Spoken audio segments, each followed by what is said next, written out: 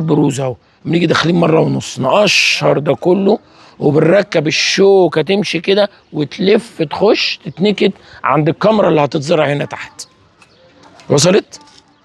بس يعني ده بيتعمل من فوق، البلكونات هتتعمل من فوق، وبقيه السقف كله برضه يمتد لغايه تحت حديد بيركب مرتين، مره الشبكه اللي فوق ده شاي.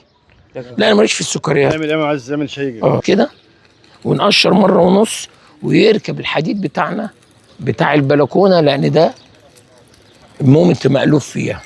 تركب سيخ الحديد ويلف، تلف بنلفه زي الشوكه او شوكه، نلفه ويخش لغايه ما يجي عند الكاميرا اللي هتتزرع هنا تحت. الكاميرا دي بتتزرع هنا وبتتعمل لها نجاره، تتثبت على العمودين وبتخرم لها من فوق وتتصب من فوق. شغل جراحه. لكن ازاله السقف بتمن الثمن، بس غلط على البيت. ما كانش حد غلب، ما كانش كل مدارس ومستشفيات مصر وكل المباني الحكوميه دي ما كانش كتب الموظف الاستشاريين اللي هم خبراء في الترميم، ما كانش كتب ترميم سقف، كان كتب ازاله سقف. ننزل تحت نشوف بقى الدبه كده.